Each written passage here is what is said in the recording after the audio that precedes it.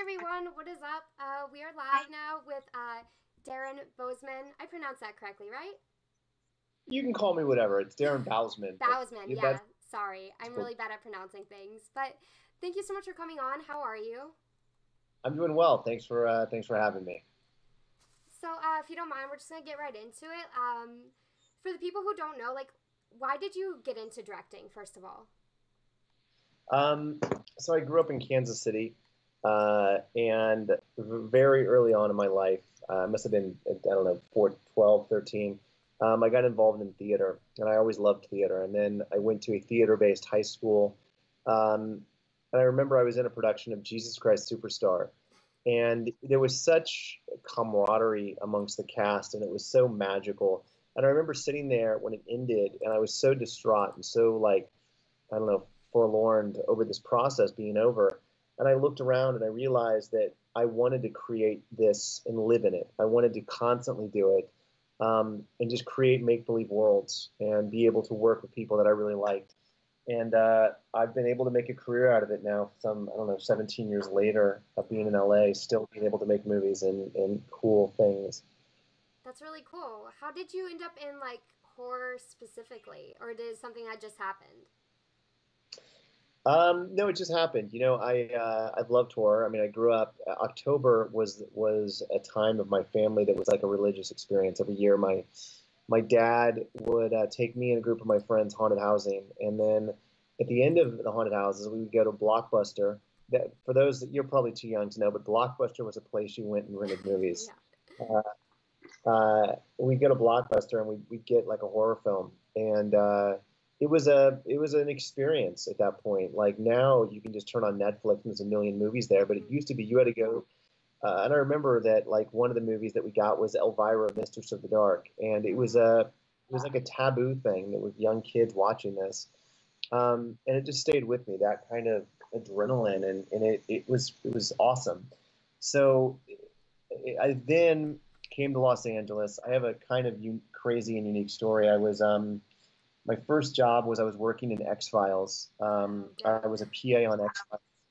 Yeah, and I was fired very quickly after working on X Files. Literally my first job in LA, and I was fired. And then from X Files, I was hired on Van Wilder, which was a Ryan Reynolds Tara Reid movie, and I was fired from Van Wilder. Then I was hired at a place called Hallway Pictures, which they had done a bunch of really cool films, and I lied to kind of get in that position, and I was fired from that. So I've been three for three, just fired like, from every job. And I started writing this script called The Desperate, and The Desperate was about me being desperate in life, being desperate for financial, stability, being desperate for being taken seriously as a filmmaker, and this script eventually became Saw 2. It was sold to Twisted Pictures, Wow. who uh, who just had the movie Saw come out, and they bought it. And a very long story short, I was able to attach myself to that movie. It was literally about me at that time, like my life being desperate, and they changed it and asked me to turn it into Saw 2. So I took my original script and rewrote it to be Saw 2. So here I was literally been in LA, fired from every job I'd ever had. I had no resume. I had no demo reel. I was literally just this hack wannabe director who was about to go to Toronto and direct one of the biggest franchises at that Wow. time. So it was pretty crazy. Yeah, that's really cool. I think that's really cool for people to hear too, though, that you can, you can go from that type of situation and just like turn it around. I went from sleeping on couches. I mean, it's a classic story you've heard a million times. I went from sleeping on couches and eating ramen noodles to living in a suite and making this insane movie. Wow, that's really cool. That's strange. I've never seen that in theaters. Like I was way too young to see it. I think I was like 7 or 8 years old. It was like Oh, a really crazy film. I don't know, but that used to be my favorite like genre of like horror movies was Saw. Oh no. yeah. It's crazy because now it's been over a decade since I made the first film, and I'm actually right now coming to you from Kentucky, where I'm here doing a Saw convention with Tobin Bell and Shawnee Smith and Costas Mandylor, who were all the actors in the films. And it's crazy that some 10 years later or 12 years later, people still care enough to show up to these things and meet us. Wow. Yeah, I don't know. It's still such a good film, especially I say like 1 through 4 are probably like the best ones to me. At least just like that really good story. So how did you get into like immersive theater then from that? Was it because I don't know, it just feels like such a different thing from directing movies to going into that. Yeah, so it comes down to I got burnt out very quickly. So I did Saw 2, Saw 3, Saw 4, Repo the Genetic Opera, Mother's Day, and Barons back to back to back, and there was no break in between them. And it got really. I was having, a lot of trouble getting distribution for the movies. And you work for years and years on a film, and you may never get distribution. It might go straight to video, or the page 1,000 on Netflix where no one ever gets to see it. And I got really just desensitized on the whole process, and I started to lose the edge that I thought I had as a filmmaker. And so I took a year off, and I basically was like, I'm done. Like, I'm done making movies. I don't care about this anymore. Because you don't realize, I was talking to Clint, who is the writer of The Tension Experience. He's written actually a few of my movies. We were talking about the perception of being a filmmaker and working in Hollywood and what people think it is. And you think it's this glamorous, cool thing of hobnobbing with celebrities. It's fucking terrible. It's fighting and arduous meetings and business. And I think the creativity is maybe 5%. And it's putting up with people's bullshit for the other 95%. So I had to take a year off, and I said, I need to find myself. I need to do something to make myself feel engaged again. And I went to New York, and I did this thing called Sleep No More, which was, if you've never done it, I highly recommend. It's an immersive experience that's the retelling of Macbeth, but it takes place over the course of 3 hours over 3 floors.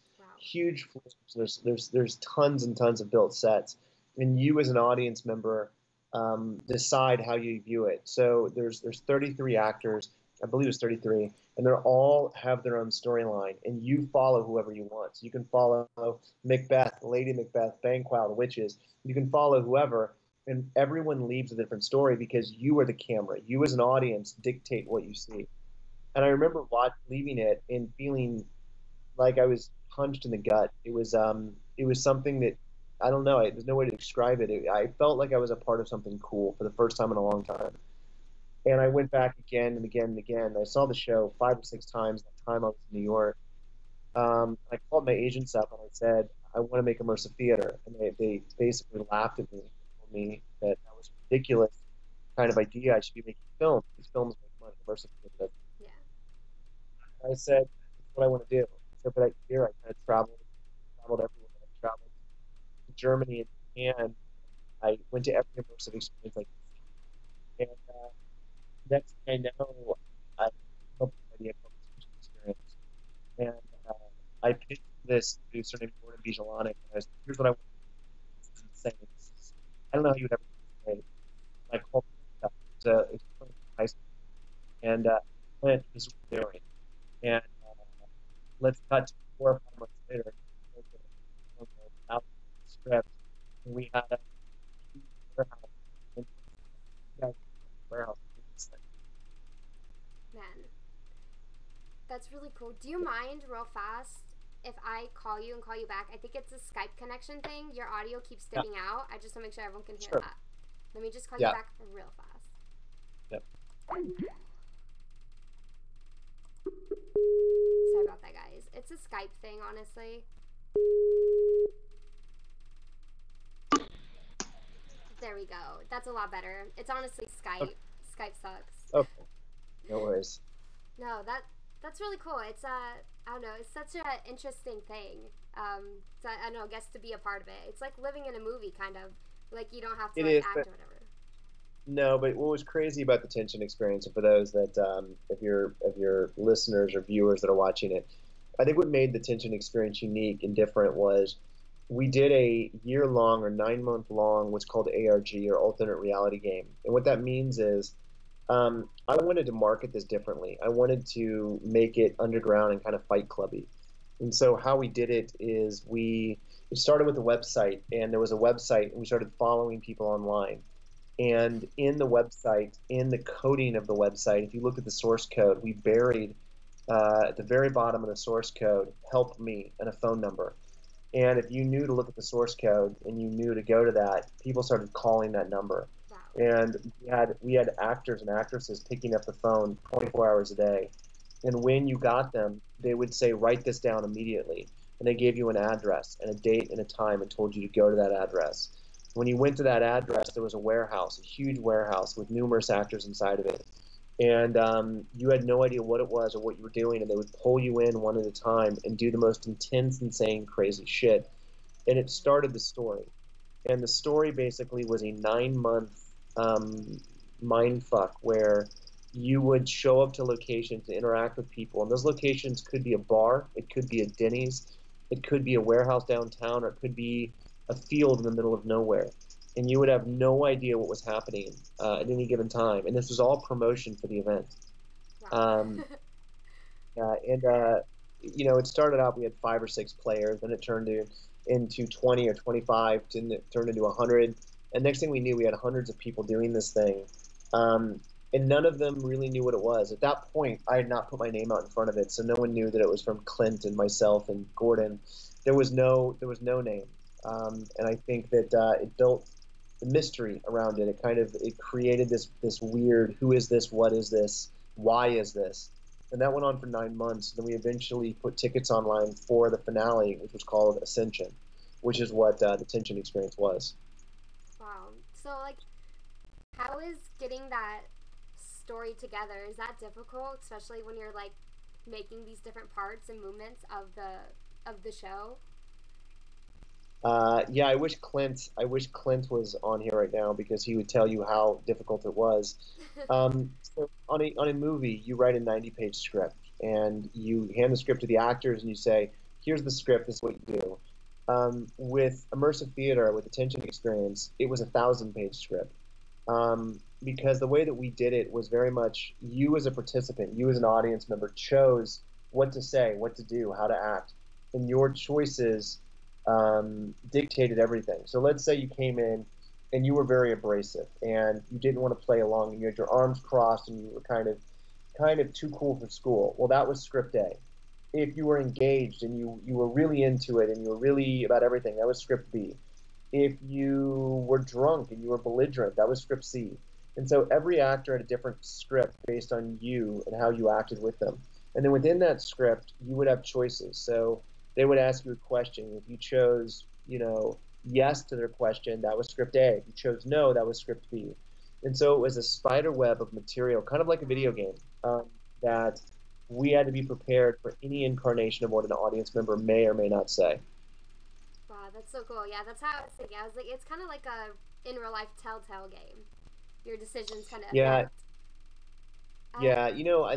I love, Clint and I. That's how Clint and I originally bonded. Was our love for Sierra, and Sierra was an old video game company that put out when I was growing up, some of my favorite games. They did Police Quest and King's Quest, and all of these just insanely beautiful point and click adventures, which led to me playing things like Martian Memorandum, Under a Killing Moon, which eventually led to things like now, what was it called? Either Heavy Rain or Hard Rain. I'm completely blanking on it.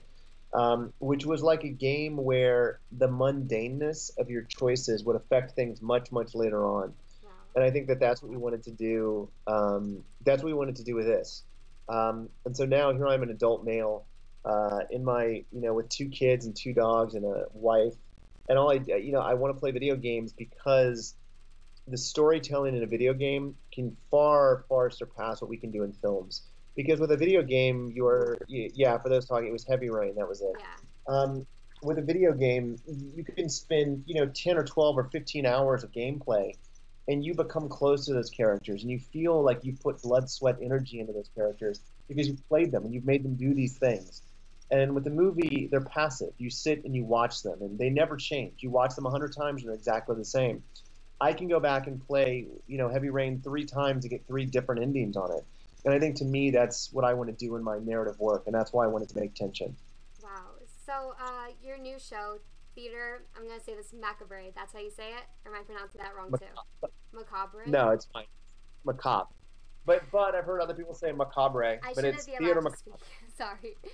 But is that one the same way? Will that one be like follow the same path of like choose your own experience and stuff as well? Much, much more intense, much bigger, much more free will. If you look at something like Westworld right now, I would compare what we're trying to do as close to Westworld as you can get, where we have a series of actors, a series of rooms, and a series of floors. Um, and you walk in, and it's a blank slate. You talk to the actors you want to talk to, and how you engage them will determine what happens to you. You go in groups of 10, and there are multiple storylines. So all 10 of you could get a completely different storyline, completely. And so by the end of the night, when you guys go off and talk about what happened to you, you don't have similarities in your story. They're completely different. And the idea would be that if you like it, you would come back and try to get the other storylines and see how they all connect and interconnect and all the nuances between them. Dang, that sounds really cool. Yeah, so that's what it is. What is? Can you give a little bit more about like what the storyline for this year is for that show, and like what people should Yes. expect from it? So it's basically this. It's basically based on something called the Grand Guignol. And if you've never heard the Grand Guignol, I highly recommend asking or looking at your readers to do it. It was a theater that existed in the Paris in the late 1900s all the way to the mid 1960s. And it was a theater where Denzians, no, it was wrong. It was a theater where aristocrats would go and watch basically social taboos. So think of them like little vignettes where horrible things would happen. Most of the times, the vignettes would end with someone dying or being tortured or killed on set or on stage. And what they would do is, this is way before there were movies like Saw or Hostel or Last House on the Left. They would go see these horrible acts of viciousness with their girlfriends, with their lady lovers. And they would watch these things, and they would get turned on, and they would go home, and they would drink, and they would seal the deal. It was literally like an adrenaline theater. And I was always fascinated by the stories that came out of the Grand Guignol. Um, and it's a fascinating read, whether you start on Wikipedia or you read those books about it as well. And so we needed a backdrop. We needed a place to set this kind of new world. And so I thought the theater was an awesome place, because one of the kind of lures of the Grand Guignol was the violence was so real on stage. And I'll give you an example. When they would murder people every night, but they would use, pig's blood. They would cut eyeballs. They would use goat eyeballs. So imagine if you're in the audience, the smell, getting doused with some of this blood that wasn't fake blood. It was real animal blood. Now we're not doing that. I'm not, but that mythology and that idea of the people that would go to this theater, the people that would work at this theater, and the horrible secrets this theater held. And so that kind of was a starting point for us. Now we're not the Grand Guignol. We are a theater that's just kind of an homage to it. That's what we're trying to say this is. Unlike previous years, this is a lot more approachable by anyone, whether you like horror or not. We have live musicians. We have a multitude of storylines. Whether you're into gore and gratuitous violence or you're into comedy, there are storylines for you. And it's all based on your choices. So I think that that's what's really exciting about this. The last 2 years, Tension and Lust were kind of extreme. I would not recommend those for anyone. This, I would say, is a lot more approachable and mainstream. Okay. Well, I guess that's good, especially if you want more people to go through it. But you are, I think, taking Tension because it was like bought out by one of the Russo brothers to like get a for sure spot in Vegas, right? Yeah. So for those that don't know, Joe and Anthony Russo directed a little independent film this year called Avengers: Infinity War. They came through. They came through the Tension experience, and while they were filming maybe they were filming Civil War when they came through it, and they were huge fans, and they contacted us after the fact and wanted to come through again a second time, and we were sold out. We couldn't get them in, Wow. and I kind of formed a relationship with Joe Russo, and I ended up writing a book about Tension after it was finished. And I asked him, would you write a chapter for this? Would you write something for it? And he did. And then I did my second one called The Lust Experience. Again, Clint Gordon and I got together and we did one, and it was sex-based. So Tension was fear-based. Tension was about a cult and being put in the middle of a cult. Lust was about you got invited to a sex party. And so think Eyes Wide Shut. If you ever heard of that movie, where you walk in masquerade masks and you have to navigate this sex party. So he came out and did Lust and texted us right after and says, "We want in. Whatever you're doing next, we want in." And at that point, he came in and we formed a partnership, and now we're going to Vegas with that show. Kind of a cross between Tension and Lust, as well as some new ideas that we're throwing out. And then it was after that we decided, let's make a new IP. Let's do something different. Because like a filmmaker, my movies are different. I do a movie like Saw, and then I make a movie like Repo, the Genetic Opera. I think this is as different as Tension was, as Saw to Repo. So Tension to Theater Macabre is the equivalent of a Saw to Repo. They're both macabre, they're both dark, but Repo is a lot more, I don't want to say fun, that's not the right word, but Repo is a lot more accessible, I think, maybe to mainstream than Saw was. Yeah. Do you ever have plans on taking the shows on the road, like just not one place, like taking it and traveling with it maybe? I would love to, but the choreography and the planning that goes into one of these things is not a joke. Because again, unlike a traditional play has, let's say, 20 actors. You're 20 actors on a proscenium, on a stage, and you're talking to the audience. These are built for the building. So Tension Experience, we were in a 60 or 50,000 square foot warehouse with 28 built rooms. Lust was, again, numerous rooms, numerous environments. Theater Macabre is multiple floors, multiple rooms. So it's almost an impossible thing to move it. However, what we are looking to do is franchise it, which means, we're talking about going to Chicago, going to New York, and launching the show there. But it's not conducive to do a 3 weeks in one city, move 3 weeks in another city, because it is such a juggernaut to pull off. Like I said, the choreography alone. So what I would say is, yes, we want to move them around, but it would be more of an installation, a permanent installation, than it would be a traveling road show. Right. How much planning, like, beforehand goes into this? Because it just sounds crazy. Like, even for the actors, for the work, oh, remember this. If that person chooses this, you gotta do this and do that. Like, it is like Westworld, but they're not AIs. They actually have to, like, memorize all this. So, like, how long before do you guys do rehearsals and stuff like that? So that's it's a nightmare. So the scripts are so intense and they're so arduous. Clint has not left his house for a month and a half just writing this script. In the very end, we will do weeks of rehearsal. But what's crazy is when we do the show itself, the show runs every half hour on the half hour, but the show itself is 2 hours long. So how that works is that, let's say you buy a ticket for 7:00. You're in one or two environments, and then by 7:30, you're out of that environment onto the next environment. New people are coming into that first environment. So what happens is, as an actor, when you've done the show for 2 days, you've done the show 50 times. Because every night we're doing it 14 times, 13 times, something like that. So, when our first weekend is over with, they will have done the show like 50 times. So it's crazy. Because again, if you're on Broadway or you're at the Pantages Theater, you might be doing the show twice in a day, maybe, where our actors have to do the show multiple times a night. I'm looking right now at the schedule, and they're doing it 10 times the first night. Every actor will do the show 10 times in the first night. So by the second or third night, they're pros at it. That's crazy. Like, I think someone said in the chat too, but that's like a testament to you guys too, that you guys can figure something like that out and work something like that out. I don't know, just how it would work just seems ridiculous. It's giving me a headache just thinking about it. So I can imagine what you guys go through. Yeah, it gives me a headache, and I'm still I still haven't figured it out yet.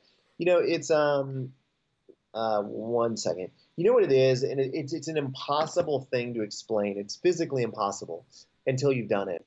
Because I think one of the disservices to what this is that a lot of people ask me is, they're like, "Oh, you're like a haunted house." It's like a haunt. It's not a haunt. They're like, "Oh, it's like a theater play." No, it's not. It's an indescribable word, what this is.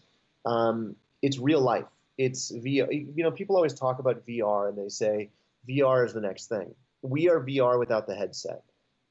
We are real.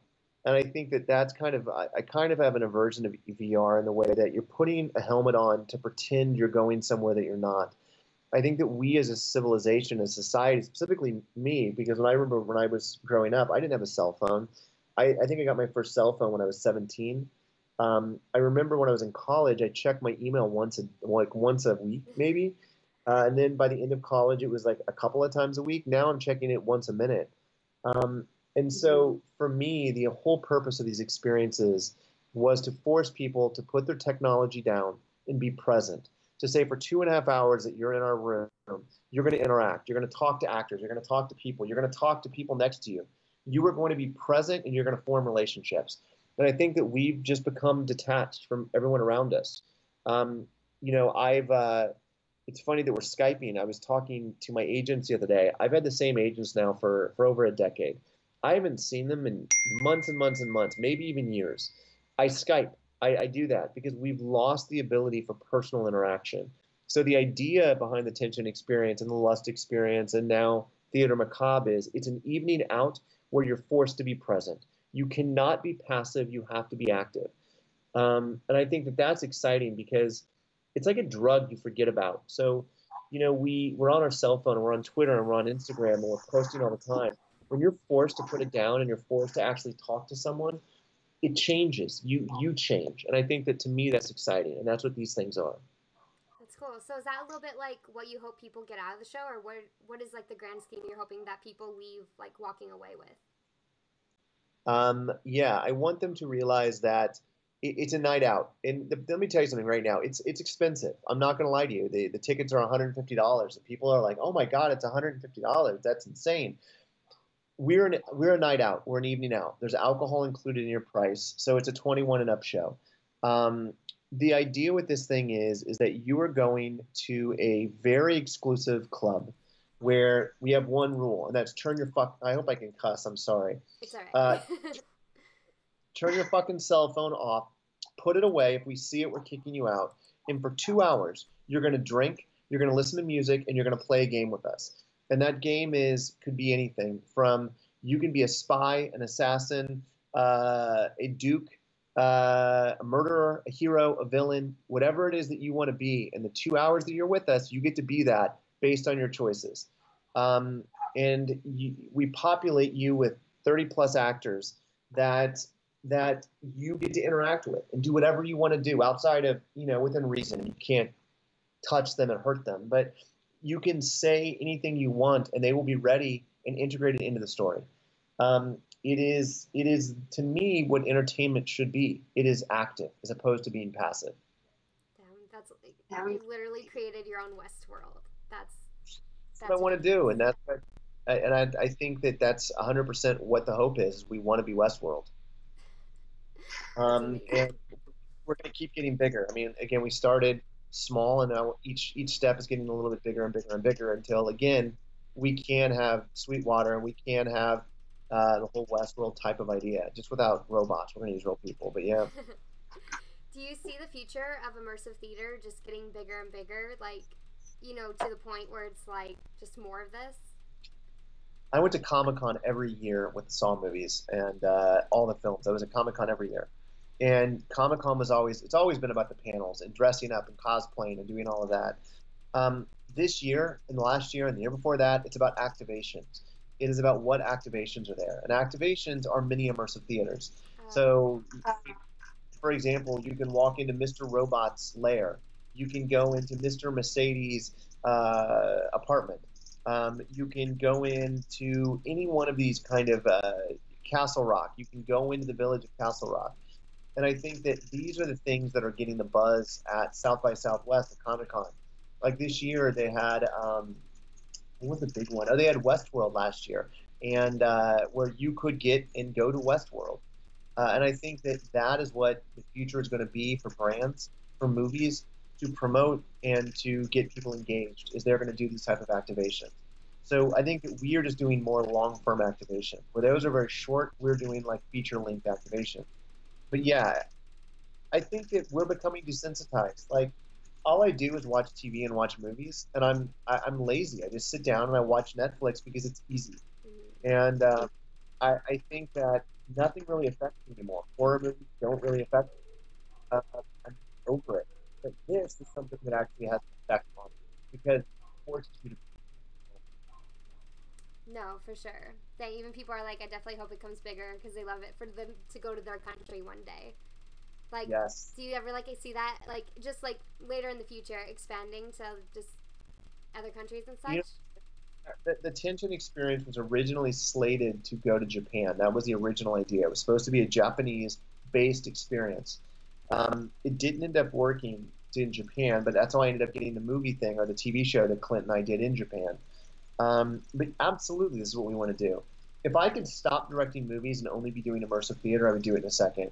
But the reality is that's not practical because immersive theater is still so new. And if I can shamelessly self promote right now, I'd ask anyone that's watching right now to follow us on Instagram. We're at Blood on the Mezzanine, which is BLOOD on the mezzanine, MEZZANIE. Follow us and just kind of watch what we're doing. You can get involved in any of our kind of weird immersive theater stuff. You can get involved in our ARGs that we're doing, and just kind of watch it, see what it is. Research it. Like there's a million things going on. If you live in Los Angeles this year, there's something called Creep LA, Illusion, uh, Alone, something called Heretic, and that's extreme. I would not recommend that for anyone. It's very extreme. Yeah. These shows are popping up and they are gaining a lot of notoriety. I'm just one of the many of them, but it's something that I'm very, very passionate about. I'm putting your thing in the chat. I made commands for you, so that's like one thing cool thing about Twitch. I have commands, so you're like there's timer set, like your guys' Instagram is going off like every 7 minutes. So guys, Oh, the link is nice. right there. Uh, Awesome. yeah, you went through Heretic. Oh no, yeah, I went through the pop up and I was like, oh, too much. Like, No, I won't. No, I won't do Heretic. I did okay, not go through Heretic. I've talked to the creator Adrian, but it's too much for me. I'm scared of that. save. You know, Okay, for somebody who's made a lot of horror films and killed a lot of people, I am so squeamish as it comes to blood or violence or any of that other stuff. have you like gone through your own experience before, like as a guest? No, hell no. No, joking. No, I have. Okay. That's one thing that we do that all of us did that Clint Gordon and I did as creators is we would not ever put anyone through something we wouldn't do. And there were some things in tension that were pretty rough. Um, Now, Lust was a whole different beast, and I mentioned that Lust was very adult, and none of us realized how extreme it was going to get until the show was actually happening and going on. So there's some things you can't plan for, like on Lust. Like, no, I didn't do all the stuff they did in that because none of us thought it was going to go to where it went to. But we definitely do every scene. We make sure number one, it's safe for the audience. And that's one thing. It's kind of when you look behind the scenes, it's very monotonous and very mundane. We have security cameras everywhere, so we're monitoring everything. I sit in front of a bank of security footage, and then we have security personnel in every room. So it's the illusion of that things can get out of control. It's the illusion that you're in danger, but the reality is not, you never are. But if we do our jobs correctly, you're terrified and you're on the edge, and you're scared and you're freaked out, and that's to me exciting. And going through and watching tension every night, watching people's reaction to what was very mundane, if they could actually see what was happening, but because they didn't know and they couldn't see, watching these people freak out and go into hyperventilating. And we had a couple of people, and I know it sounds ridiculous, but yes, urinate themselves. Um, and it's very mundane when you actually see it. Oh my gosh, it's crazy. I guess the unknown is scarier than anything that's actually Yes. happening. So what? So wait, tell me about your heretic experience. So you did Oh, you do it at Scare or one of those yeah. Midsummer Scream? It was at Scare LA. Okay, so sadly, I had to go through it 2 times. Once the first year, I didn't know it was gonna be that type of haunt. They were just like, go through it, and I work at a haunt, they have to sign a waiver, so I was like, it's probably fine. No, I came out with scratches on my back, and it was literally like a 30-second thing. And I was like, I just don't want to be like tortured for like 2 hours Yeah. if that's the real thing. But I went through it again because this last Scare LA, because I was going through a new haunt that was like, I'll try it. But then I found out that they were combining two haunts together, and so you had to go through Heretic to go through that one. And Oh, haunting dot yeah. net's. Yeah, So yeah. That's I don't know, how was like it's just a little how was rough. Sorry, what'd you say? how was that? How was the other part of the haunt? The one that was not heretic? Oh, hurting. I liked that Yeah, one a little more because it was more psychological horror in a way. yeah, I don't know how to explain it. I don't want to like give something away that I'm not supposed to, but I mean, it yeah. was just like it was a little intense because like they put like a bag over your head or whatever, but it's more psychological, like a situation they put you through, and I like that a lot more because I like the would I do it when I do it type thing rather than just being like thrown around and being like forced to curse, like because I don't like that. So There's a movie. There's a movie called The Game. It was directed by David Fincher, who directed, Seven, A Girl with a Dragon Tattoo, or the Facebook movie. Uh, and he did this movie called The Game, which I recommend everyone watch because it's very much kind of what we do, which is we blur the lines of reality and fiction. So if you sign up for us and you go and you start engaging with us, you never know where the experience stops. And I think that that's exciting because we all live these mundane lifestyles and we all have these issues that we deal with, whether it be financial issues or tax issues or job issues or whatever that is. And I think imagine for a moment that you can be the center of your own story. So instead of watching James Bond, you got to be James Bond. Instead of watching Hostel, you got to be in the center of Hostel. That's what we do, and I think that theater macabre is a chance for people to come and be whisked away and for 2 hours be someone completely different. And again, as I mentioned, not a traditional walkthrough. There's no haunt element. No one wears masks and jumps out and screams boo at you. Um, but for those 2 hours, you can transform who you want to be, and you can take on a persona and be whoever that is that you want to do. And so, if those that live in LA, come and check this out. no, for sure. Like it sounds really really fun. Like you said, I wasn't sure because there's those other type of haunts and just like you're not sure, but this one, I mean, it sounds really fun, and everyone literally talks about this all the time. We had John Schnitzer on like a couple weeks Yeah, ago, and he brought up this like your show, yeah, which is just like that's why it was really funny because he's like, I'm so going. It's like one of the best things. yeah. John is a great dude. I'm helping him or trying to help him with his documentary Haunters because I saw that movie and it struck something with me because he captured how this community, it's a lifestyle. It's not a job. It's a lifestyle, Mm-hmm. and it's consumed my life. And I think he did a great job in the documentary of capturing these fanatical people that have devoted so much of their time and energy to creating macabre events. So this is just my version of a macabre event. Damn. What has been like the hardest challenge making the show, and how did you like overcome that? Um, Financially, obviously, is very hard. These things are these things are very expensive to put on, very expensive. Uh, when you're looking at paying the crew and the actors and the location and the insurance and the lawyers and the security and the set design. And so I think people are used to paying things like $12 to see a movie, or they can go to dinner and have dinner for $15 or $20. So when you see a ticket price like where we have, which is over $100, I think the first thing you think is, why? Why would I do this? And it's hard to compete because they're right. Why would you do it? Netflix is $2. You can get Netflix. You can go see a dollar movie. You can go to a cheap bar. The difference is that most people that do our events um, continue to talk about them now, years later. It was a crazy. I'm a huge Neil Patrick Harris fan. I've been since I was, I don't know how old. He came through Tension and loved it. And about a year and a half later, I get a phone call from his husband and says, Darren, Neil's birthday is coming up. Would you do his birthday party as the Tension experience? We want you to basically take over his life for 24 hours. And it was insane. We got to do that. Clint wrote this basically insane birthday party for Neil that was a 24-hour basically invasion of his life. And the reason why is the Tension experience affected him, and it's still something he talks about. I just had dinner with him last night. That was 2 years ago. Tension experience is 2 years ago, and he's still talking about it. And it was crazy because in Lust, um, people would show their Tension tattoos, and I have a tattoo. I don't know if you can. Oh, wait, I can't. I'm so confused by the monitor. So that's the tension tattoo, Okay. and I must have seen 15 or 20 of these tattoos on people, which is crazy. Who does that? And people do it that it affected.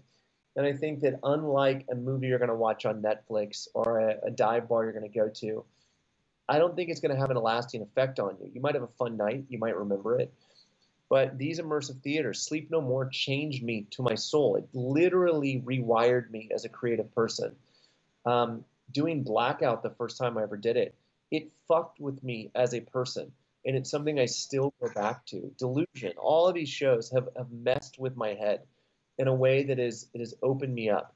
And I want to do the same thing. And I think that that's why we do them. And I understand the ticket price is a higher ticket price than people are used to paying, but we're offering something that these other places are not. And these other kind of experiential watching Netflix and chilling is not.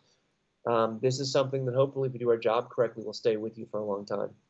No, that sounds amazing, and I don't think like really it's that much because you think of like Halloween Horror Nights, their ticket prices are like a good $79 to $80 a night, and then like on top of that, if you don't want to wait in line for 5 hours, you buy Oh, a front of the line, which is 140 some nights. So like, I mean, do I, that or go to I, this and have fun. I love Halloween Horror Nights from a spectacle standpoint, but the only way I'll go to Halloween Horror Nights is with a front of the line pass because you're like I went to the Walking Dead one there one year and it was a 4 hour wait. And then you get to it and it's a 60-second walkthrough. Exactly. And it had people that wrapped around the building, wrapped around and waited 4 hours. You go to the haunted hayride, it's the same thing. You wait for hours and hours and hours to have these 60-second experiences. Um, we're trying to offer somebody something more. And the other thing is, I think that what's kind of our mandates is we refuse to hoard people through or herd them through like cattle. And I think that my problem with Halloween Horror Nights, they have these beautifully designed houses and sets. I remember I did Insidious a few years back. Well, I did Saw a few years back when they did that. You go there and there's 25 people in front of you and 25 people behind you. And by the time someone jumps out, you've already seen it because 25 people in front of you just jumped and screamed. We want to do something that is personal, that you go on your own journey. When you show up, it's just you. And so everything is happening for just you. And I think that, again, it's a way to imprint yourself on the audience a lot easier and quicker than something like a Halloween Horror Nights, which, again, I love. But for what we're doing, it's just a whole different world. No, for sure. Exactly. We have a couple minutes left, guys. If you don't mind, I'm going to open up the chat to people if they have any specific questions. That's all right. Let me see. I'll look at my questions room. But no, like what you guys are doing seems like really, really cool. I think we talk about that on here all the time. Like if you could live in your own Westworld, what would it be like for you? Yeah. But congratulations on like all your success and everything. Because yeah, like you said, I didn't know anything about tension. I just had friends who go through it, but they talk about it all the time and like the stuff they did. Like they just told me a few things and like I don't know. They still talk about the experience they had together as the group as well. Yeah, it's a hard thing to explain unless you've been to it. And for those that are curious, if you go to thetensionexperience.com, there's two little mini documentaries on there that kind of break down and show you what it looked like inside. So I recommend if you're curious about what it is we're talking about, go to thetensionexperience.com. Okay, cool. I'll link that right now. Do you mind if we take a few questions from the chat? That's all Sure. right. Just go ahead. What's your favorite movie? That changes every single day. It literally has changed 100 times in the last month. Movies that I've seen recently that I really liked. If I'm going to go to if I'm going to go to my favorite movies that I can continue to watch over and over again, Jesus Christ Superstar, which I know is weird, Rocky Horror Picture Show, The Shining, and Rosemary's Baby. Those are my four go-to movies that I could watch and have on the background 24 hours a day. The original Wicker Man and Eyes Wide Shut are two other films that I just love. Now, more recently, Requiem for a Dream is one of the most horrific films. it's not a horror film, but it's horrific. I mean, dealing with the addiction and how to deal with addiction is horrific. Hereditary, most recently, was something that really affected me as a father. Uh, if you have not seen Hereditary, it is intense. It's fucked up. A lot of people might have an issue with it because it's not what you think it is. I don't think it's not. It's not a traditional horror film. The Witch is another one of those type of movies that did that for me. Uh, so yeah, but you ask me that tomorrow, and the whole list is going to change. No, that's the way it should be. I don't know. There's just so many movies. How can you pick? Yeah, exactly. Uh, what have been your your directing influences? Do you have any? Yeah, I mean they're kind of all over they're all kind of all over the gamut. I mean, I love Spielberg uh, has that magical feeling that I'm showing my son E.T. now, and I'm showing my son all of these movies. There's something magical. There's a magical quality about them. I love the style of people like Tim Burton. If you go and you watch something like Beetlejuice or Edward Scissorhands, I love that surreal, crazy fantasy. You're living in a fantasy world, and that's where Repo the Genetic Opera came from. It was a cross kind of between him and Terry Gilliam, who is another one of my favorite filmmakers. David Lynch, just because he doesn't give a fuck, and he makes what he wants to make, and he doesn't care if you're confused by it, and he doesn't feel like he has to explain it to you. And I love that. Mm-hmm. I love that his films are so insane and so crazy, and when you ask for an explanation, he basically tells you to F off. So I love that. I think Darren Aronofsky, though, has been the one filmmaker that I will leave whatever I'm doing to go see his movies in the theater. Aronofsky, who did Requiem for a Dream and did The Fountain and did Mother, which was, again, a film that I saw in the theater numerous times.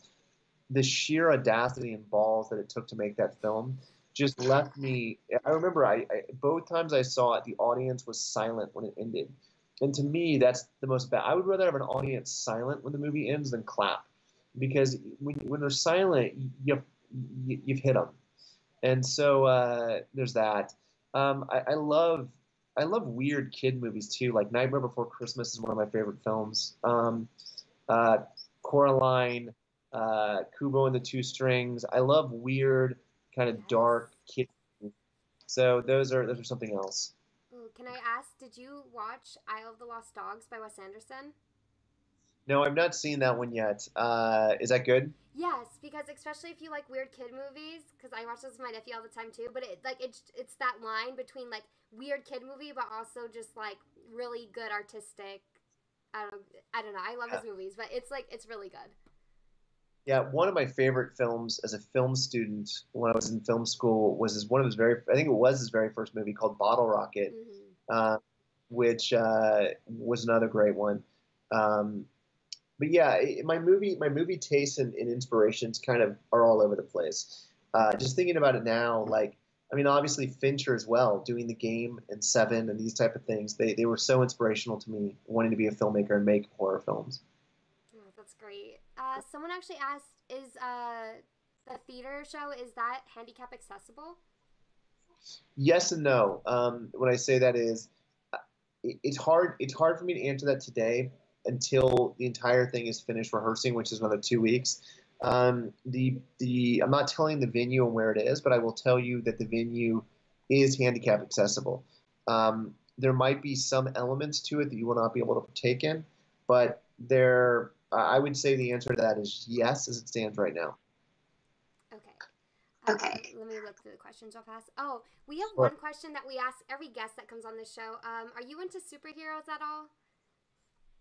When I was okay, I'm going to tell you a story that happened to me as a kid that still today gives me nightmares and fucks with me. My brother, when he left home, gave me his comic books, and in these comic books my brother's much older than me. He's 25 years older than me.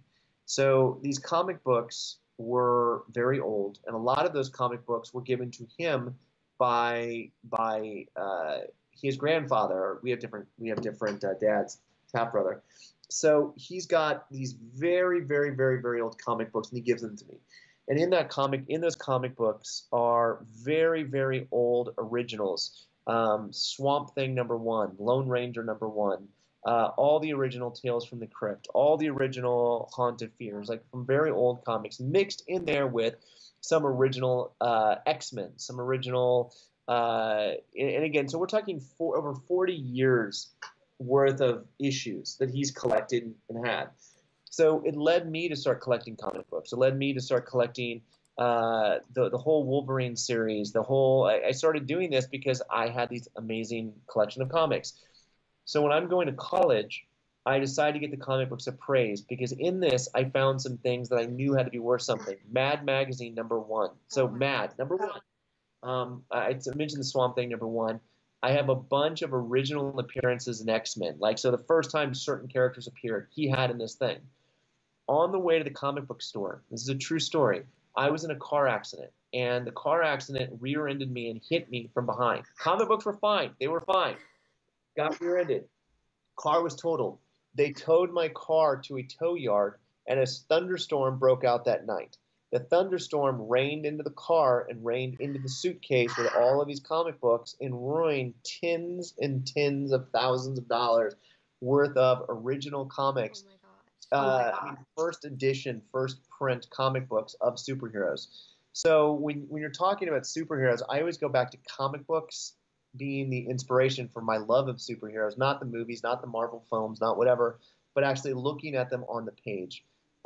So I had about a 10-year period where I was so angry about any sort of superhero that would become a movie because, again, realizing all that I lost. Now, yeah, I am. And I think that I love the darker superheroes. Christopher Nolan's Batman to me is still one of my favorites, only in the fact that it was such a dark take of Gotham. It was such a dark take of Bruce Wayne and everything. So I really enjoyed that. Trying to think of my favorite though superhero. It's so hard because now the other problem is there's so many movies. Again, talk about a density and oversaturation. That's for sure. So many superhero movies that I can't even process. I can't even process. I'm trying to think of. Our main question is. Sorry. No, it's all right. You keep breaking out, so I keep talking over you. I'm sorry. No, my head explodes when I'm trying to think of it. If I had to say who is my favorite, I'm going to say my favorite superhero as of late is Deadpool. I think that just again, I love Ryan Reynolds to begin with, but I love how it can have the line of complete adult and almost offensive nature, and yet still be charming in everything that he does. True. Sorry, that's really not probably the answer you're looking for, but continue on. No, it's fine. I have like Deadpool right there. But nice. My question is, if you can bring any superhero with you into the zombie apocalypse to help you out, who is it? You get one superhero to come with you. Sorry, say that one more time. You get one superhero to come with you into the zombie apocalypse. Who is it? Wolverine. Absolutely. Did you see Logan? Yes. Oh my. Yeah. Sorry. I want that Wolverine. I don't want Wolverine of like 10 years ago. I want Logan Wolverine to come with me in the zombie apocalypse. Damn. That guy's just a badass. So that's my answer to that one. Hell yes. Sorry. I love those films. Yeah. Okay. So one last question. What has been like the thing you've taken out of like getting to direct like immersive theater? What's like the biggest thing you've taken away from it? It's emotional. I just got back from shooting a movie in Thailand, and I was there for 6 weeks, 7 weeks. It's very, I keep using the same word, and I wish I had a better vocabulary, but monotonous. It's not fun. It's you wake up and you have, however many hours to make a movie. You're running. It's crazy. There's pressure on you. You're spending, tons and tons of money, and there's a constant hit in your stomach, and it's hard. With immersive theater, there's something more organic about it, and there's something emotional about it, because you're seeing the immediate reaction from an audience member. I've been lucky enough to be involved with 3 of the Saw films, and I don't think I ever talked to an audience member after it ended. I don't think I ever saw how they reacted. I would go to conventions, and people would shake my hand, but with tension, with lust, with this, we're there and we see it and we watch the message boards and we watch the Slacks and the Instagrams and we see the reaction. And so it's crazy to me because there are so many people that I consider friends that don't even know I exist. What I mean by that is that some of these people that are on the message boards and on Slack and on Facebook, I know so much about them due to what we do because we tailor everything to you. So we do research on you. We watch Slack. We watch the message boards. And so in some respect, we're very voyeuristic in that. And so I watch these people who are affected by the art, and it becomes emotional because you realize you're doing something that is affecting them.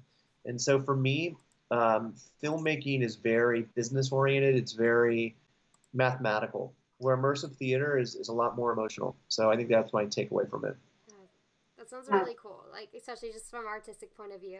That, I don't know, it seems like something more than just making film, putting it out, moving to the next thing. Oh, someone asked, so this is our shameless plugging part. Do you have any, like, upcoming projects besides the theater that people should be looking out for? Are you, like, directing anything new? I just finished a movie called The Death of Me in Thailand. It stars Maggie Q and Luke Hemsworth. If you watch Westworld, Luke is in Westworld. Um, we just finished that. I have a movie that's coming out in January called Saint Agatha. It's a nunsploitation film. So it's badass nuns doing killer shit. So I just finished that. It's the Repo, the Genetic Opera 10-year anniversary, and we're going to do a road show. If anyone's seen Repo, we do these crazy road shows where actually is where the tension experience started from, these road show kind of ideas where we try to engage the fandom into actually having fun in the theater. So we're going to be doing the Repo 10-year anniversary road show. And that's pretty much it. Theater Macabre has kind of consumed my time. That's really cool. Yeah, Repo is it's just like an interesting film. I say everyone needs to see it. It's like just Oh wait, I gotta ask you a question in your fandom. I see a Zola in here. Is this Zola Honey by chance? See if he responds. yeah, I saw them. They kind of just popped up. They don't follow, so yeah, probably. Sorry, they're just talking about that fandom and the family thing. So if it is Zola, and I don't know, I can't imagine there's that many Zolas. Um, it's one of those things that again, it was somebody from a Repo Roadshow that I met once, and every time I see him at any of these road shows, it's like I know the guy, even though we really don't know each other. It's just this weird bond that comes out of doing things that are engaging and immersive, which is my favorite part of this. Oh my gosh, probably. They said like, please, you started that with Repo. Yeah, I think it Good, is. great, That's so cute. excellent. That's amazing though that you can do that and make connections like with your fans and continue to do that. I don't know. It's just like a next step, a different type of art. Yeah. Um, so I kind of ended by saying, again, follow me if you guys can on social medias, on Instagram, on Facebook. It's basically just my name.